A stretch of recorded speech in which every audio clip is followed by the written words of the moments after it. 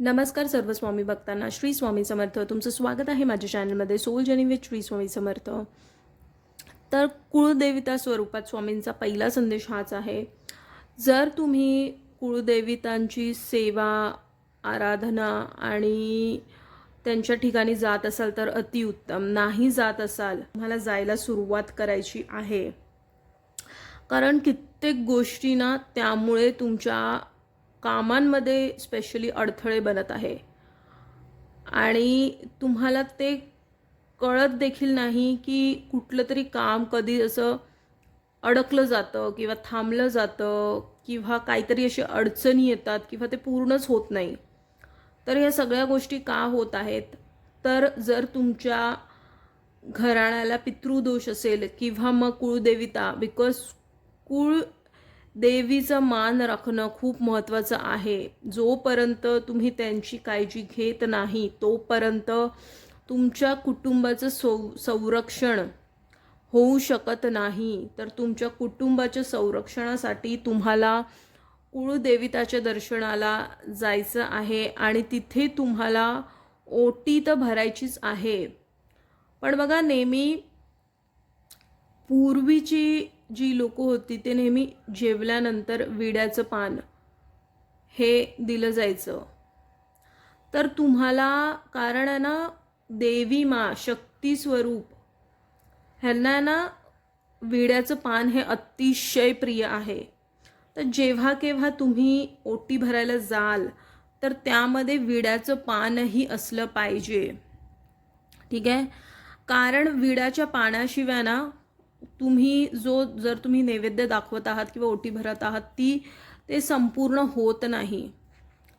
कारण बघा, जेवल्यानंतर पूर्वीची लोक विड्याचं पान खाल्लं जायचं आणि देवीला अतिशय प्रिय आहे.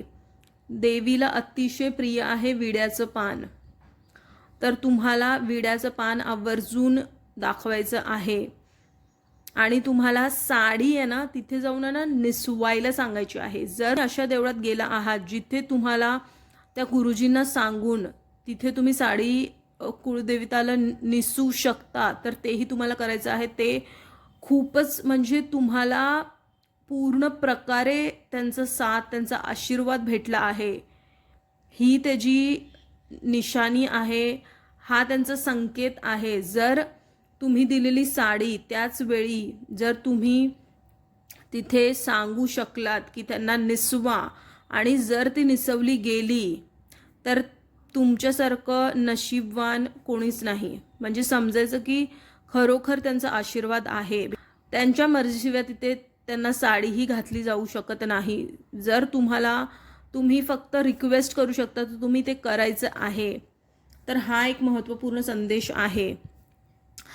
त्यानंतर ना कुठल्या तरी अशा गोष्टीमुळे तुम्ही स्वतःला जे कमी लेखता, खाली लेखता आणि स्वतःवरतीच जे डाऊट करता किंवा स्वतःबद्दल स्वतःलाच कोसत असता किंवा कामं करता पण ती अर्धवट ठेवता, अर्धवट होतात तुमच्याकडून, किंवा मग अशा काही गोष्टी, अशा काही परिस्थिती निर्माण होतात जिथे तुम्ही वरती हात उचलता आणि तुम्ही तिथून निघून जाता किंवा तुम्हाला ते करायचंच नसतं. तर अर्धवट सोडलेली जी कामं आहेत किंवा अर्धवट राहिलेली जी कामं आहेत ती त्यासाठीच पूर्ण होत नाही आहेत किंवा तुमची बुद्धी तशी वळत नाही. कारण कुळदेविताचं कुठे ना कुठे तुमच्या घराण्याला संरक्षण नाही आहे आणि जोपर्यंत ते संरक्षण नाही भेटणार तोपर्यंत तुमची बुद्धी त्या प्रकारे कामच नाही करणार जिथे तुम्हाला यश भेटू शकतं, जिथे तुमच्या परिवाराची रक्षा होऊ शकते, जिथे तुम्हाला स्वास्थ्य तुमचं चांगलं राहू शकतं, जिथे तुमची आर्थिक स्थितीही बलवान होऊ शकते. तर या सगळ्या गोष्टींच्या मागे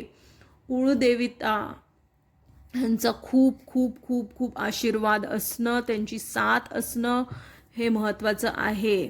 तर तुम्हाला त्यांची सेवा, आराधना, भक्ती जिथे त्या आहेत तिथे जायचं आहे. वर्षातून एकदा तरी, नाही जमलं तर 2 वर्षातून तरी एकदा जात जा. बिकॉज त्यांना मान देणं, त्यांची ओटी भरणं, त्यांना नैवेद्य दाखवणं हे खूप गरजेचं आहे. जसं बाकी सगळे सोवळे ओवळे आपण जे करतो त्याच प्रकारे त्यांचा मान ठेवणं हे खूप गरजेचं आहे. तर तुम्हाला जायचं आहे आणि ओटी भरायची आहे त्यांची न विसरता.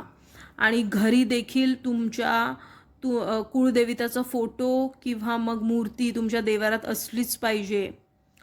कारण कुळदेवताशिवाय घरचा देवारा देखील तो खालीच आहे. त्यांच्याशिवाय तुमचं घरसुद्धा भरलेलं नाही वाटणार. साथ असल्याशिवाय तुम्ही यशाकडे वळूच नाही शकत. तर त्यामुळे ज्या मी तुम्हाला सांगितलेल्या सेवा आहेत त्या करा. छोट्या छोट्या आहेत पण त्या करून बघा कसं तुम्ही परिवर्तन बघाल तुमच्या आयुष्यात.